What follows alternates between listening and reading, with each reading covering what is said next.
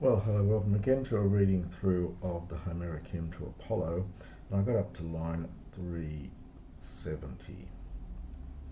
So at this stage, Apollo has killed the dragon and left her body to rot under the effects of the sun. This is an example of one of those etiologies to explain the name Pytho, coming from the verb Pytho, to rot. Greeks were very fond of these rather strange etymologies. So begins Hosfat ep eukomenos. So thus he spoke. Well, it's that sort of lording it over her, boasting over her, and very Homeric expression, skotos, darkness covered her, and then we get an accusative of respect, a dual here, in respect of her two eyes. So we would just say darkness covered her eyes. Ten auto katepius hieron menos the oio. So now literally the sacred strength of Helios. Now, interestingly, it was Hyperion 2 lines up, and I think in Homer the two gods, Hyperion and Helios, are roughly identified. In some myths, Hyperion's the son of Helios, but I think here it must be the two are being identified as the same. The sacred strength, again, very Homeric expression, the sacred strength of Helios rotted her autu there, in that place. Ex hu nun Pytho keklaisatai. Ex hu, got to supply chronu, from that time, now. Now the verb here is kiklaisko. This is an interesting word. It's a lovely example of a reduplicated present. So you've got an iterative form, the sk. You've got the reduplication, and the root really is the kl connected with kaleo. So it's another verb for calling. It's an example of a reduplicated present with an iterative infix and a reduplication. So since that time, then now, understand the place is called, it's passive, Pytho. And they, I'm not told who the they are, this must be the locals. So they call the Lord by the eponymon, by the nickname Pytho or Pythaon. So they call the Lord the Pythaon because, Hunica for hoti, Kathi and the autu go together really, so autu in this place and Kathi there. So we might say in this very spot, the monstrous strength, pelor is a word meaning monstrous or huge, so the monstrous strength of perhaps piercing, literally sharp, Helios, Puse, caused her to rot. So it's an example of an etiology of why this name Pytho and why he's called the Pythian Apollo and so on.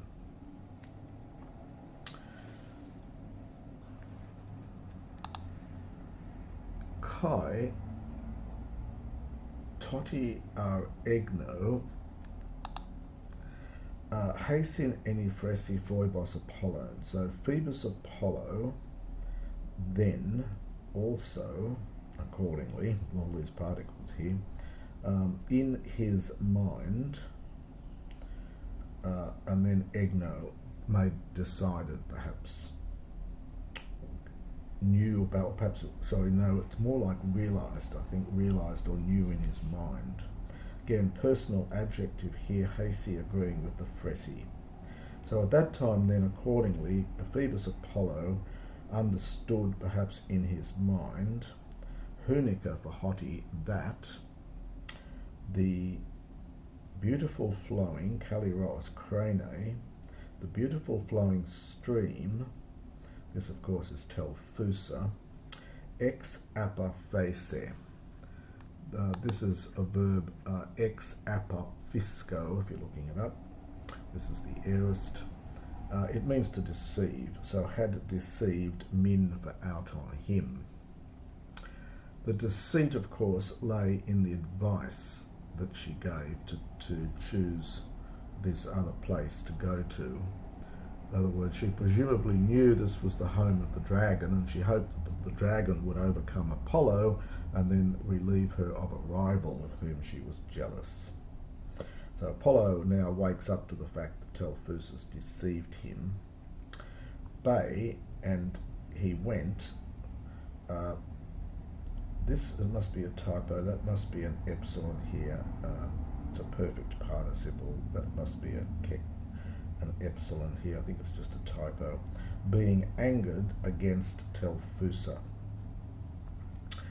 And he arrived, he immediately came. He came forthwith. And he stood very near her, and the pros goes with the apo, addressed a word to her. Takes a double accusative, min for artain. Telphous, O Telphousa, uk ar emeles emon noon ex apophusa, coronicus eraton pro rein caliron hudor.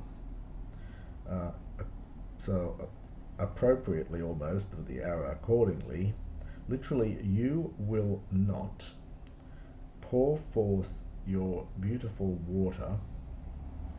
In other words, you won't continue to pour forth your beautiful water, you having deceived my mind. It's actually a present participle, I think. It could be a strong aorist.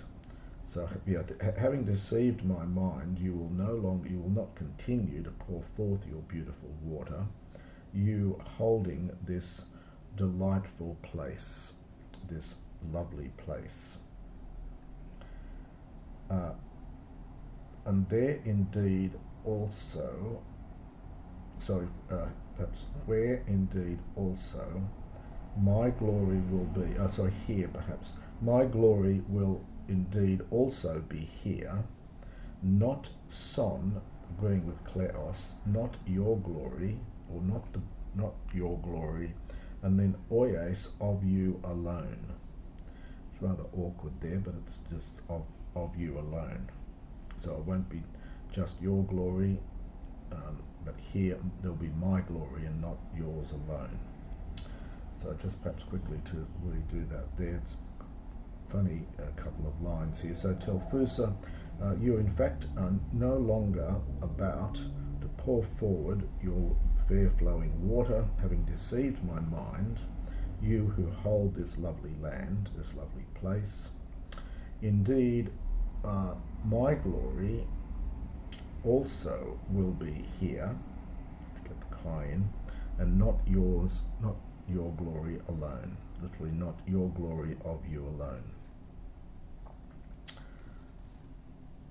A is that little remnant of the verb aimi, so he spoke, so thus he spoke, and far-working Apollo, the Lord far-working Apollo. The epi goes with the osen from otho, to shove. So really something here like he pushed a rion, a mountain peak.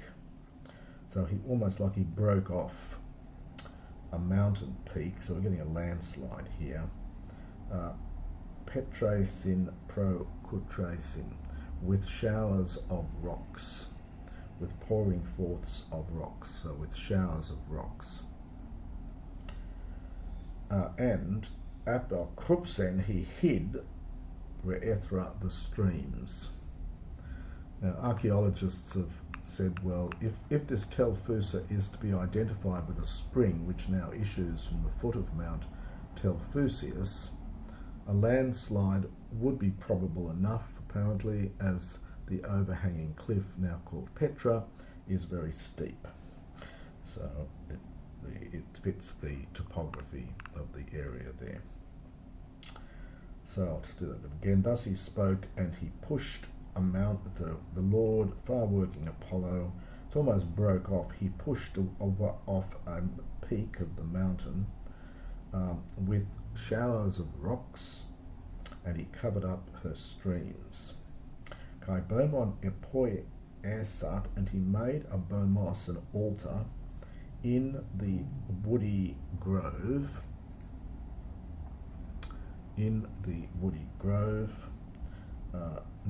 very near the beautiful flowing stream.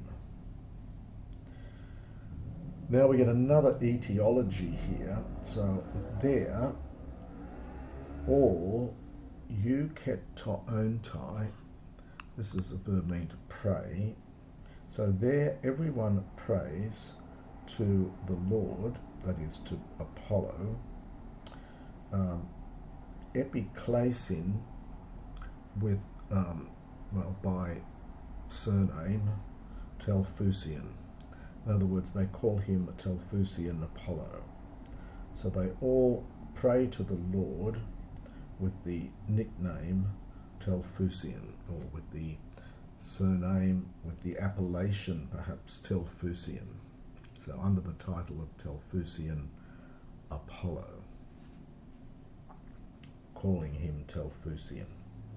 Because Iskune, probably here in the sense of to disfigure or humbled, or literally can mean to bring shame upon, but it's more than that here. It's something like disfigured the streams of holy Telphousa. Now at this point,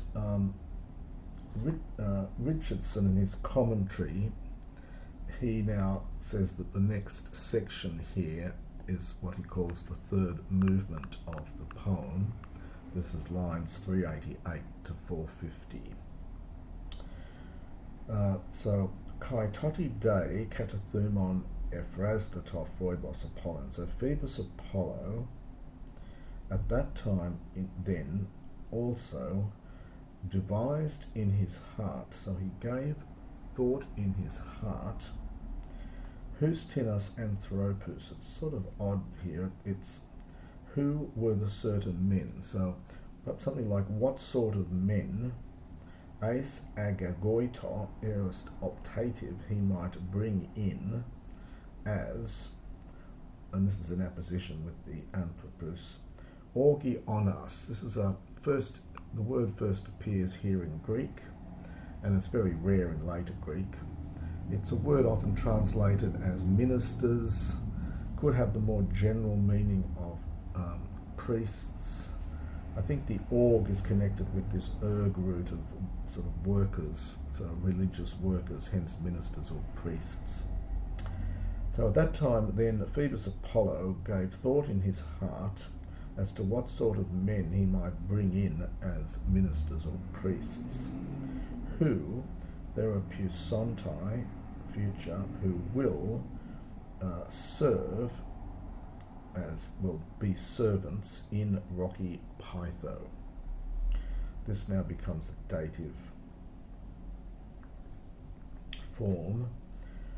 Taut ara homainon enoe. So as he was, this is very Homeric, homainon in Homer often has the sense of sort of throwing ideas back and forth in your mind, sort of like contemplating or thinking about.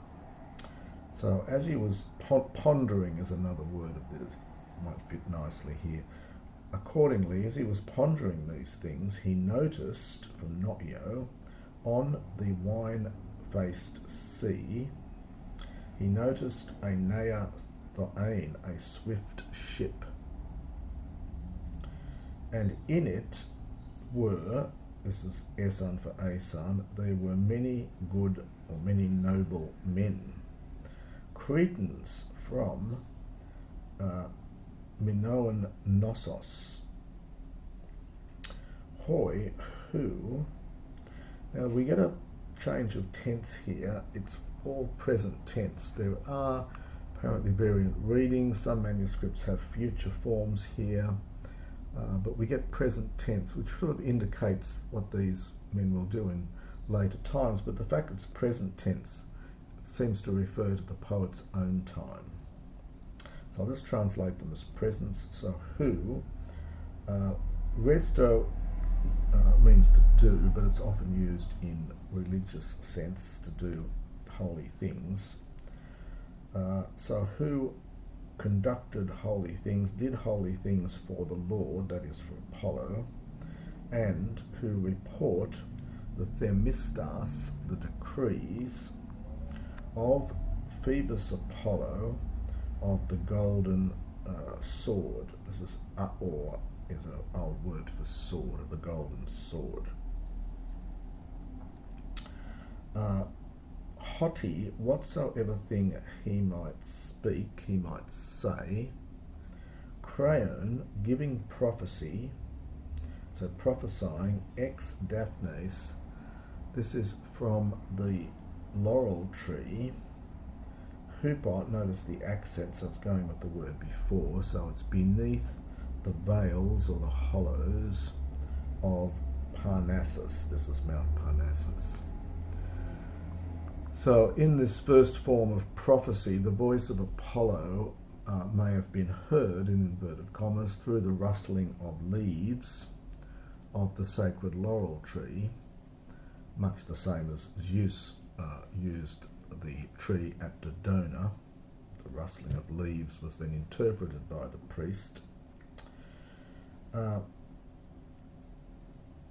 So they, epipraxin, funny expression here, it's with a view to action, so with a view to doing business, kai kremata, and money, so it's something like for trade and profit perhaps. So they're merchants. They, with a view to profit and money making, they epleon, they were sailing in their black ship into sandy Pylos, and to the men who were born in Pylos.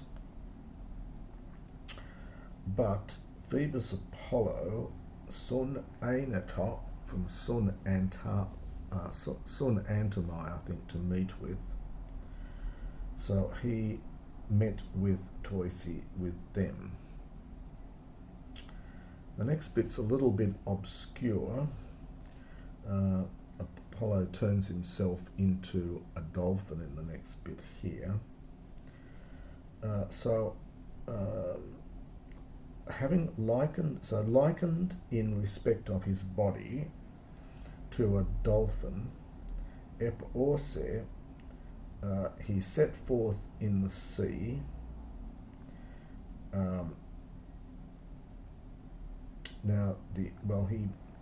He came against, probably it's dative after the epi in here, I think. So on the sea, having likened himself in body to a dolphin, he set towards or against the swift ship, and Cato, literally he lay there. The sense of what comes up later is that he's actually jumped on board the ship, but it's the lines are obscure and the meaning is fairly uncertain here, and there may be a lacuna. Anyway, so he lay there as a great monster, a great and terrible monster. So this all rests, I suppose, on this verb ep, or so perhaps he leapt into, perhaps might be better. He leapt onto the swift ship. So I did this bit again. So on the sea, having likened to a dolphin in respect to his body, something like perhaps he leapt onto the swift ship, and he lay there as a great and terrible monster. Now the next bit's particularly tricky, I think. Tone de hostis katathumon em prasaito no asai. Of them, that is, of the men, whoever hostis got it into his head, so brought it to mind, so thought in his mind, no asai, so katathumon, so it's got it into his mind, so thought in his mind, noasai, to take notice of this.